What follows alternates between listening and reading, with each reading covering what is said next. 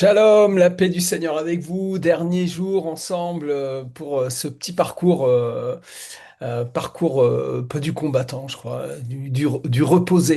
Nous entrons dans le repos de Dieu, dans la grâce du Seigneur Jésus. Et que l'amour de Dieu, la grâce du Seigneur Jésus, la communion du Saint-Esprit soit avec vous tous. Merci pour ceux qui ont accepté cette invitation de suivre ce parcours. Et sur YouTube, je vous invite à écouter toute la playlist si vous tombez dessus. Je vous invite aussi à mettre un like et puis un commentaire. Et pourquoi pas partager.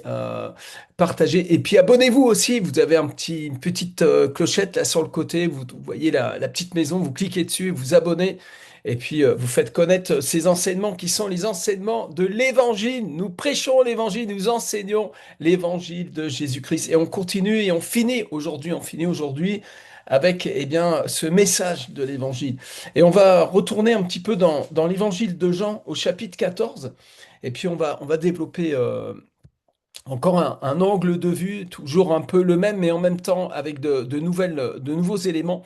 Mais avant, je voudrais faire une petite introduction. Et je voudrais vous rappeler l'histoire de Saül qui va imposer à David son armure. Il vient avec son armure royale et puis il va lui mettre sur les épaules. Et puis David, il va être vraiment mal à l'aise avec ça. Et puis il va essayer d'aller quand même au combat. Peut-être il se visualise en train de combattre avec cette grosse épée, toutes ces affaires-là. Mais ça va pas, ça ne va pas. Il s'en dépouille et puis il va avec ce que Dieu lui a donné.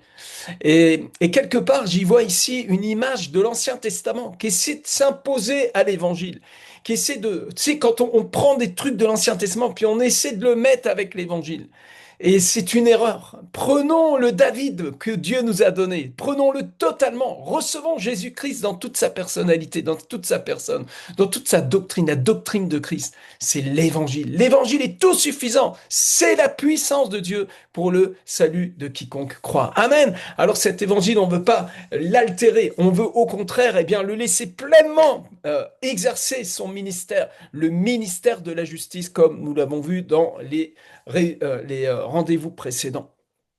Alors maintenant, nous allons dans Jean 14, verset 23. On va reprendre ce verset qu'on a déjà vu ensemble et je vais vous donner encore une autre optique, une autre façon de l'aborder et de le penser et de le réaliser en fait, hein. Jean 14, verset 23. Qu'est-ce que Jésus est en train de dire? Il dit, si quelqu'un m'aime, il gardera ma parole et mon Père l'aimera. Amen. Alors je vous pose une question maintenant sur ce verset. Comment un mort peut-il aimer Jésus?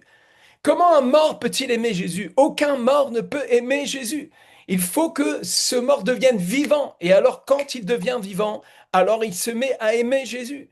Et si quelqu'un m'aime, il gardera ma parole. Amen. Celui qui ne m'aime pas ne garde pas ma parole.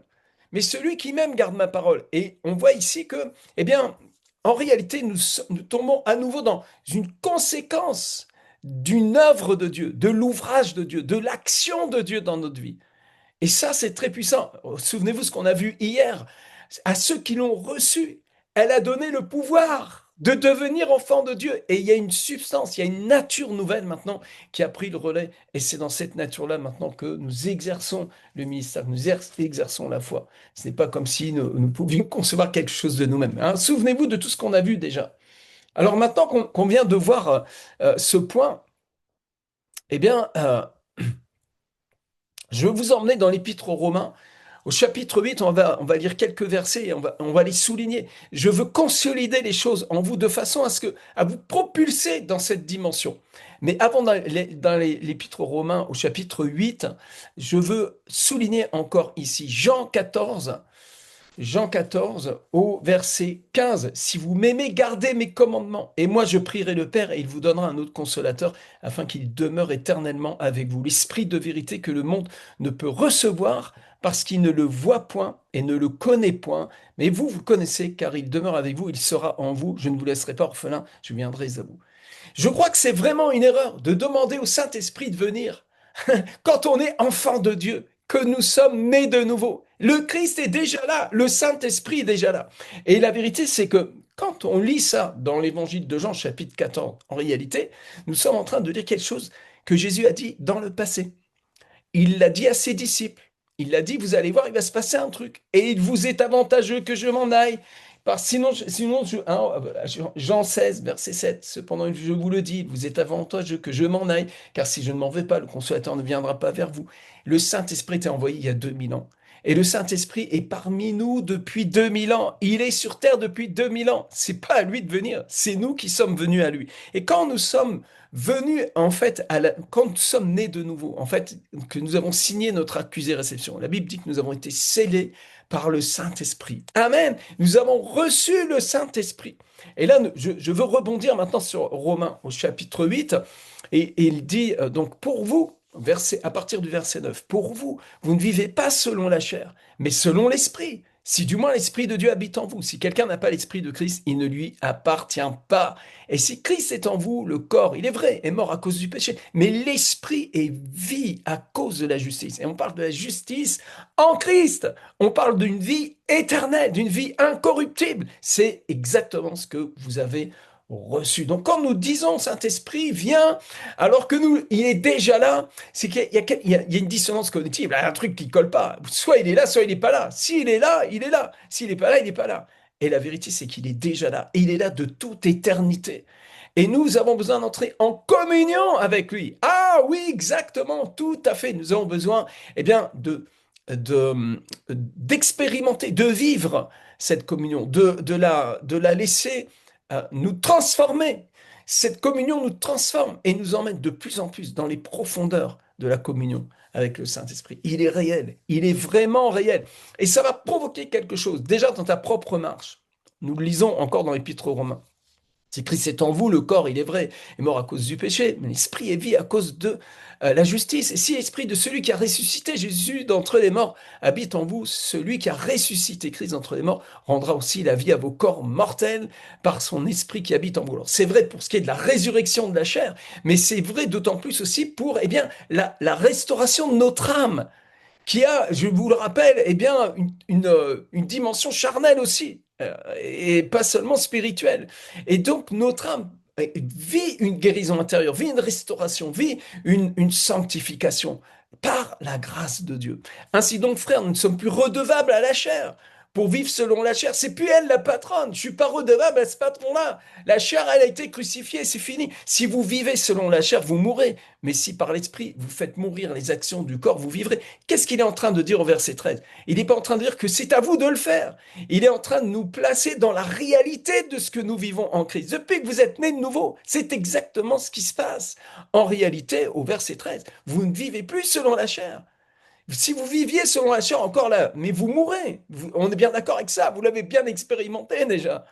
Mais ce qui se passe maintenant, vous qui avez reçu Christ, vous qui avez reçu l'Esprit de Christ, vous qui avez reçu celui qui ressuscite les morts, celui qui habite en vous pour l'éternité, celui qui vous a donné cette nouvelle nature, eh bien, il produit en vous cette délivrance, cette victoire, ce fait de faire mourir les actions du corps. Et donc, cette chair n'a plus le pouvoir sur votre volonté est en train de vivre la délivrance, la libération complète. Mais si par l'esprit vous faites mourir les actions du corps, vous vivez, on n'en disconvient pas. Convenez avec moi. Voilà ce que ça veut dire. Car tous ceux qui sont conduits par l'esprit de Dieu sont fils de Dieu. Eh, les mecs, là, vous êtes des fils de Dieu, des héritiers du ciel. Et vous n'avez pas reçu un esprit de servitude pour être encore dans la crainte. Vous avez reçu un esprit d'adoption. Oh my God! Par lequel nous crions Abba, Père. Amen. Quel beau culte que de crier Abba, Père. Ça, c'est le culte que nous rendons à notre Seigneur.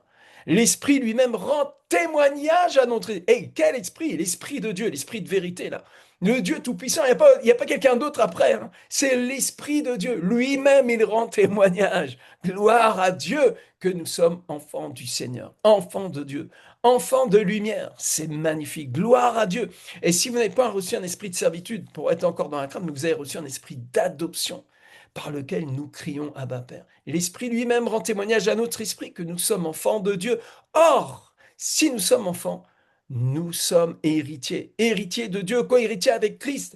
si toutefois nous souffrons avec lui, afin d'être glorifiés avec lui. Est-ce qu'il y a une croissance dans ce fait d'être un enfant? Est-ce qu'il y a des demi-enfants? Est-ce qu'il y a des trois quarts enfants? Non, tu es enfant de Dieu, né de nouveau de la même nature, désormais, dès que tu as été touché par la grâce, il a été touché par la grâce. Oh, gloire à Dieu que vous soyez touché par la grâce. Si quelqu'un tombe sur cette vidéo, que vous n'avez pas encore le Christ dans votre vie comme étant votre sauveur et votre Seigneur, c'est l'heure d'être touché par la grâce et que vous naissez de nouveau par une parole de vérité. Il est le Fils du Dieu vivant et quiconque invoquera le nom du Seigneur sera sauvé. Et Dieu crée en toi maintenant ce cri merveilleux. Il est Seigneur. Alléluia, Abba Père. Par l'Esprit de Dieu, devenez maintenant un enfant de Dieu pour ceux qui ne le sont pas encore, mais ceux qui le sont déjà. Eh bien, vous l'êtes pour l'éternité. Et signez désormais votre accusé réception par la foi. C'est par la foi que vous êtes sauvés. Amen. Donc maintenant, sur ce plan-là, sur ce point-là, alors que nous sommes en train de souffrir avec Christ, hein, or si nous sommes enfants, nous sommes aussi héritiers, héritiers de Dieu, co-héritiers de Christ, si toutefois nous souffrons avec lui, afin d'être glorifiés avec lui. Écoutez-moi, tout le monde souffre. Il n'y a personne sur terre qui souffre pas. Tout le monde a de la souffrance. Il y a deux types de personnes. Il y a ceux qui souffrent sans le Christ et ceux qui souffrent avec le Christ. Et nous souffrons avec lui. Alléluia, nous souffrons avec le Seigneur. Et il y a quelque chose d'extraordinaire avec Jésus, c'est qu'il nous console. Il nous donne le consolateur. Il a envoyé le consolateur. Mais le consolateur, l'Esprit que le Père enverra en mon nom, vous enseignera toutes choses et vous rappellera tout ce que je vous ai dit. Et dans l'enseignement de l'Évangile, il y a une profonde, puissante consolation. Est-ce que vous recevez cette espérance vivante au travers de cette prédication, de cet enseignement? Alors maintenant, nous sommes des gens charismatiques, hein. Moi, je vais vous dire une chose, le Saint-Esprit, c'est pas juste une théorie, c'est pas une théorie, c'est pas un corpus doctrinal, hein. On parle pas juste d'une philosophie chrétienne. Non, non, nous parlons d'une véritable expérience dans le Saint-Esprit. Le baptême Saint-Esprit est une réalité. Amen. Et le Saint-Esprit est une personne. Il n'est pas juste une force. Et nous confondons parfois le don de l'Esprit avec la personne du Saint-Esprit. Et ce Dieu-là que nous adorons, hein, hors le Seigneur, c'est l'Esprit. Et là où est l'Esprit du Seigneur et la liberté, eh bien, il est vivant, il est au milieu de nous pendant ce temps de prière, ce temps de louange. Nous expérimentons sa communion avec lui. Et au quotidien, que tu dormes, que tu veilles, que tu sommeilles, que tu jeûnes, que tu évangélises. Et effectivement, quand tu fais du ministère, les dons d'esprit bougent encore plus avec toi, c'est certain, c'est normal.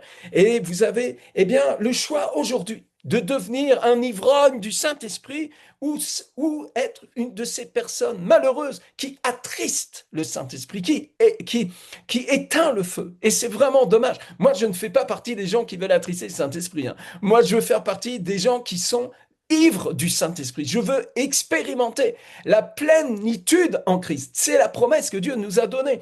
Et vous savez que l'un des points les plus certains qui fait que nous n'entrions pas dans la plénitude en Christ, que nous expérimentons pas la plénitude. Vous savez, c'est quoi? C'est l'ignorance. L'ignorance. Et Paul va avoir un problème avec les Corinthiens. Il a dit, ne savez-vous pas que vous êtes le temple du Saint-Esprit, les mecs, là? Waouh! Il va leur dire encore, il prie dans les Éphésiens, il dit qu'il demande à Dieu un esprit de révélation dans la connaissance de Christ, afin que vous soyez fortifiés dans l'homme intérieur par l'Esprit. Amen. Il prie pour que les enfants de Dieu, là, les Éphésiens, là, c'est tous des gens nés de nouveau, c'est des charismatiques, les mecs. Amen. Des fois, on est un peu charismatote, mais bon. Et là, il prie, il dit, à cause du Père, Éphésiens chapitre 3, verset 14, à cause de cela, je fléchis les genoux devant le Père, duquel tire son nom toute famille dans les cieux sur la terre, afin qu'il vous donne, selon la richesse de sa gloire. Amen. D'être puissamment fortifié par son esprit dans l'homme intérieur. L'esprit est à l'intérieur de toi et il veut puissamment fortifier ton esprit en sorte que quoi? Que Christ habite dans vos cœurs par la foi. Et la foi est plus forte que les émotions, que les sentiments. Parfois, nous nous enfermons dans nos émotions. Nos émotions peuvent même devenir des certitudes qui sont en réalité une prison. Mais la foi, elle nous emmène dans la pleine liberté glorieuse des enfants de Dieu. Amen. Alors cette foi, c'est la foi de Dieu en nous. Et Christ habite dans nos cœurs par la foi. Amen. Et dans le même chapitre, dans le même livre, pardon, Éphésiens, il dit au chapitre 5, il dit au verset 18, ne vous enivrez pas de vin, c'est de la débauche. Soyez au contraire remplis de l'esprit. Amen. Ne vous élivrez pas de vin, c'est de la débauche. Soyez au contraire remplis de l'esprit. Ici, il y a une sorte de synthèse entre les deux mots. Il utilise les deux mots, il les met face à face pour arriver au même endroit. L'ivresse, l'expérience de l'influence. Le vin va vous rendre débauché. C'est de la débauche. Ça attise les choses charnelles. Ça ne permet pas la communion avec le Saint-Esprit. Ça vient s'opposer à l'influence de l'Esprit Saint.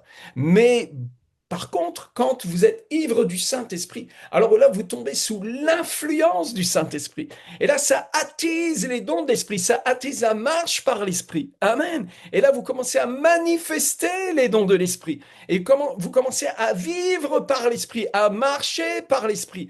Et alors, vous expérimentez, eh bien, toute cette faveur qui a été déversée sur vous il y a 2000 ans, même avant que les temps éternels, il nous a accordé sa grâce. Sa faveur nous a été accordée avant les temps éternels. Et là, tout d'un coup, eh bien, vous l'expérimentez. Mon Dieu, la foi est bien plus puissante que ce qu'on ressent.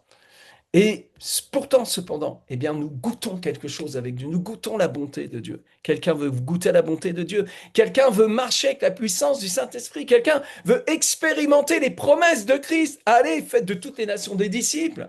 Amen. Et ceux qui seront baptisés seront sauvés, ceux qui ne croient pas seront condamnés. Et voici les miracles qui accompagneront ceux qui ont cru. En mon nom, ils chasseront les démons, ils parleront des langues nouvelles, saisiront des serpents, s'ils boivent quelques breuvages mortels, ne leur fera point de mal. Ils imposeront les mains aux malades, les malades seront guéris. C'est une promesse du Christ, c'est une promesse pour les ouvriers.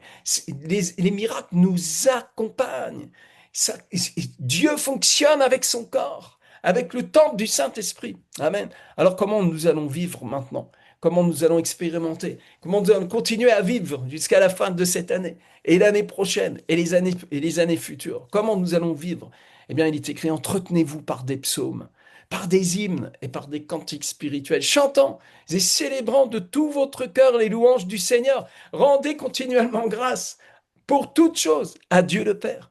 Au nom de notre Seigneur Jésus-Christ, vous soumettant les uns aux autres dans la crainte de Christ. Amen. Gloire à Dieu. Fais la vision, fais les 4 points cardinaux. Il persévérait dans l'enseignement des apôtres, la communion fraternelle, la fraction du pain et les prières. Amen. Et dans les prières, eh bien, il y a cet entretien par les psaumes, en communauté, mais aussi en individuel.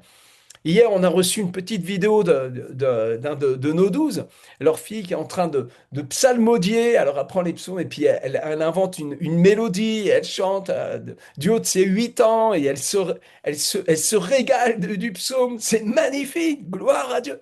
Gloire à Dieu, moi aussi je fais ça de temps en temps, je prends ma guitare, puis je prends un psaume et je commence à psalmodier. Et ce sont des moments prophétiques, des moments de communion avec Dieu, où Dieu bien vient guérir les blessures du cœur, parce que nous sommes des soldats, des ouvriers qui souffrent la chaleur, la fournaise de la moisson. Mais Dieu nous console. Le Saint-Esprit nous donne sa communion, sa communication. Amen.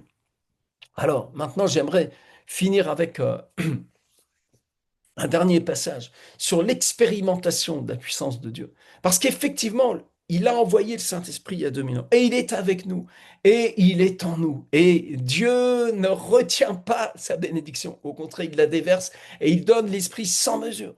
Mais il y a comme des carrefours avec Dieu, il y a des temps de rencontre avec le Seigneur. Est-ce que vous le croyez qu'on peut avoir un toucher de Dieu spécial? Est-ce que vous le croyez? Eh bien, moi, non seulement je le crois, mais j'ai expérimenté ça trop de fois, autant que j'ai les cheveux sur la tête. La réalité, c'est Dieu tellement aime toucher. Il aime toucher, il aime amener un toucher dans ta vie.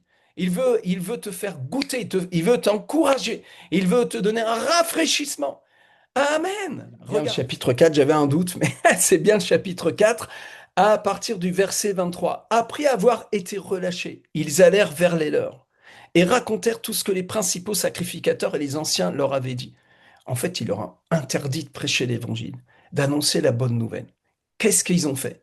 Ils se sont rassemblés. Alors, lorsqu'ils eurent entendu, ils élevèrent à Dieu la voix tous ensemble et dirent, Seigneur, toi qui as fait le ciel et la terre, toi qui as fait le ciel, toi qui as fait le ciel, la terre, la mer et tout ce qui s'y trouve, c'est toi qui as dit par le Saint-Esprit, par la bouche de notre Père, ton serviteur David, pourquoi ce tumulte parmi les nations et ces vaines pensées parmi les peuples? Les rois de la terre se sont soulevés et les princes se sont ligués contre le Seigneur et contre son oint. Voyez, ils prennent un psaume et ils intercèdent avec le psaume maintenant. Ils se tiennent sur la parole, se tiennent sur la promesse. Les rois de la terre se sont soulevés, les princes se sont ligués contre le Seigneur et contre son, en effet, contre ton saint serviteur Jésus, que tu as oint. Hérode et Ponce Pilate se sont ligués dans cette ville avec les nations et avec le peuple d'Israël pour faire tout ce que ta main et ton conseil avaient arrêté d'avance. Et maintenant, Seigneur, vois leurs menaces. Amen. Et donne à tes serviteurs d'annoncer ta parole avec une pleine assurance. Est-ce que vous voulez prêcher avec une pleine assurance? En étendant ta main pour qu'il se fasse des guérisons, des miracles et des prodiges par le nom de ton saint serviteur Jésus. Vous savez ce qu'ils sont en train de faire là? Ils sont en train de mettre en pratique la parole de Jésus-Christ lui-même. Jésus a dit, en vérité, je vous le dis, celui qui croit en moi fera aussi les œuvres que je fais, et il en fera de plus grandes parce que je m'en vais au Père. Et tout ce que vous demanderez en mon nom, je le ferai, afin que le Père soit glorifié dans le Fils. Si vous demandez quelque chose en mon nom, je le ferai. Amen. Donc ils le font. Ils demandent au Père. Ils demandent Dieu Tout-Puissant, Adonai, Seigneur de Dieu d'Israël. Voilà, ta parole est en plein accomplissement. Et maintenant, Seigneur, étends ta main et permets des signes, des prodiges. Nous te le demandons au nom de ton saint serviteur Jésus. Et quand ils eurent prié, le lieu où ils étaient assemblés trembla.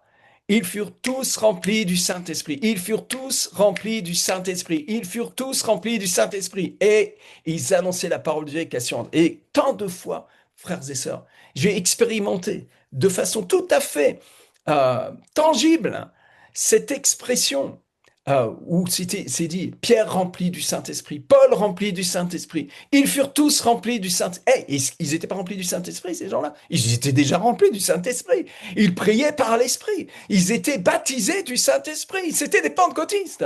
Mais tout d'un coup, suite à cette prière, suite à cette situation, il y a comme une vague nouvelle qui vient. Il y a un nouveau toucher de Dieu.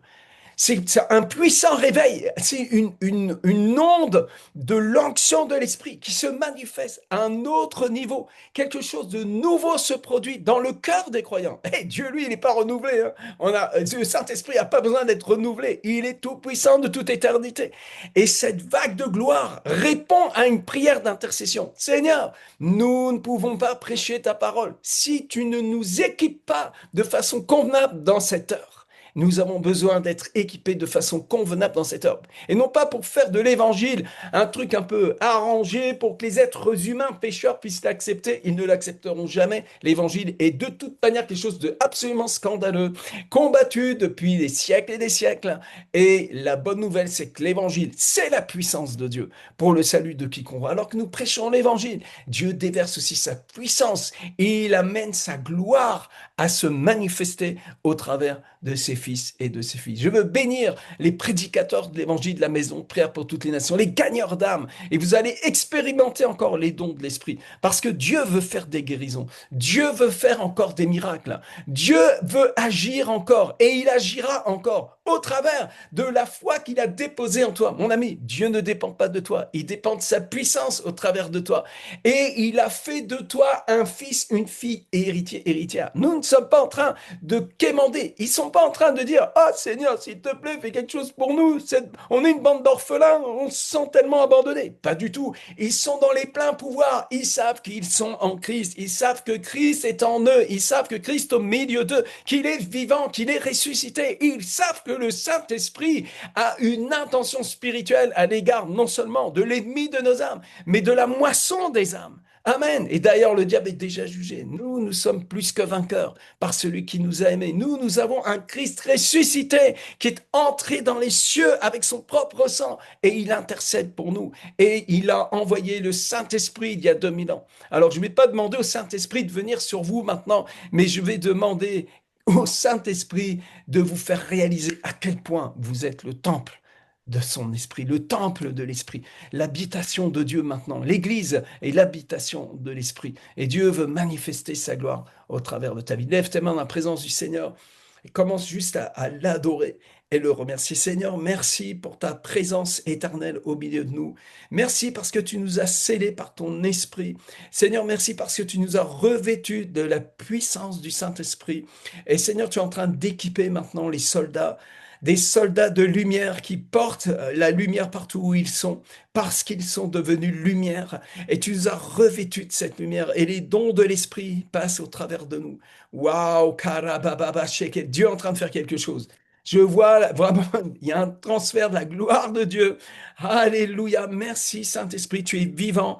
À toi toute la gloire, Dieu Tout-Puissant, Dieu d'Abraham, d'Isaac, de Jacob, grand Dieu d'Israël. À toi la louange et la gloire, Seigneur. Père, Abba. Abba Père, à toi la louange, Seigneur, au travers de tes fils et de tes filles. Je prie, Seigneur, que tous les ministères de louange, tous ceux qui ont des dons pour chanter, pour faire le ministère au travers de la louange, soient renouvelés dans leur force, renouvelés dans leur cœur, que vraiment le premier amour revienne pour ceux qui sont tombés, qui ont perdu le premier amour, que le premier amour, Seigneur, soit ranimé, comme il est écrit, quand Paul écrivait à Timothée, ranime, ranime cette flamme, ranime-la, ranime-la.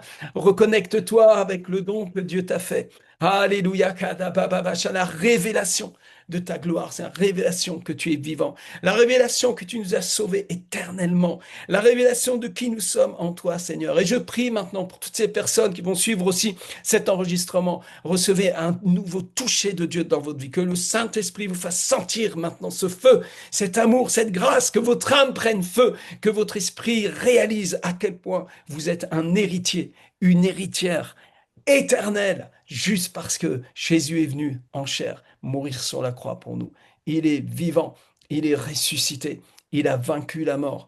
Il est le même hier, aujourd'hui, éternellement. Que Dieu vous bénisse.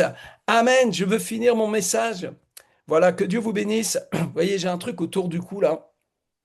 Et cette petite affaire-là, c'est une petite pièce qui se trouve, qui a été trouvée dans l'archéologie à Jérusalem. Et c'est ce genre de petite pièce qui était sur les tables des échangeurs. Quand Jésus est rentré dans le temple, il a renversé les tables des échangeurs. C'est ce genre de petites pièces aussi qui ont été mises dans le tronc quand une femme est venue et cette veuve a mis son offrande, une toute petite offrande. Donc autour de mon cou, là, il y a une sorte de connexion entre la cupidité et... euh, en fait, j'aurais pu mettre une croix. Je pourrais porter une croix. On peut porter une croix, c'est pas un problème. Tu portes pas de croix, c'est pas grave. Mais en fait, l'argent a été utilisé pour crucifier Jésus. C'est pour de l'argent que Jésus a été crucifié. C'est pour de l'argent que Jésus-Christ a été crucifié. C'est la cupidité qui a crucifié Jésus. Vous vous rendez compte? C'est de l'argent qu'utilisaient les hommes pour adorer Dieu qui a servi à crucifier Jésus. Peut-être vous n'avez jamais pensé à ça, mais les 30 pièces d'argent ont été tirées du trésor du temple. Et quelque part, la croix elle-même était un business. On vendait des croix, on fabriquait des croix. Vous comprenez ce que je suis en train de vous dire? Vous allez dire à l'argent qui il est dans votre vie. Est-ce qu'il est l'instrument de la crucifixion, de la lâcheté de Judas, de sa trahison? Est-ce que l'argent est le moyen que le diable a pour vous tenir captif dans l'avarice, dans la cupidité? Ou est-ce que l'argent va être une prophétie, va être la manifestation de l'amour que vous avez pour Dieu, de la reconnaissance que vous avez pour Jésus? Est-ce que vous réalisez que l'argent est un très mauvais maître, mais un bon serviteur?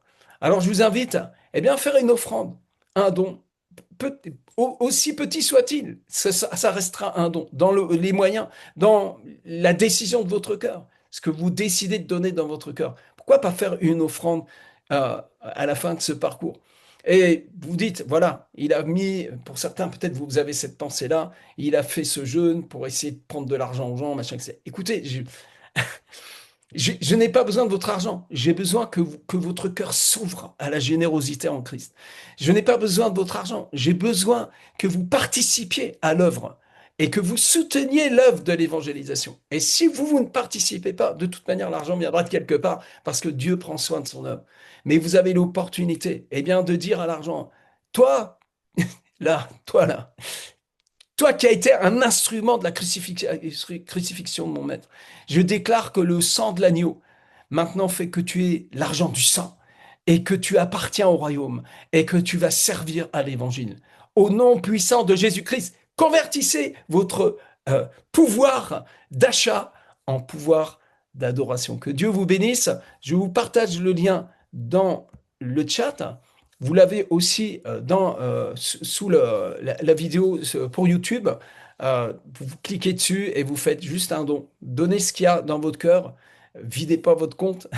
On veut mettre personne sur la paille. Mais si tout le monde met la main à la pâte, si tout le monde donne un petit peu, eh ben, ça va soutenir le ministère.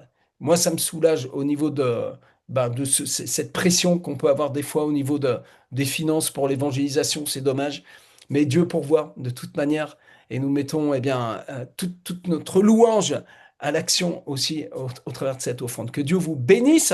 Je vous retrouve demain matin à 10h30 pour la suite de la salle d'entraînement missionnaire avec cette suite de l'étude de l'Épître aux Hébreux. Je voudrais vraiment la finir pour pouvoir après passer à d'autres sujets.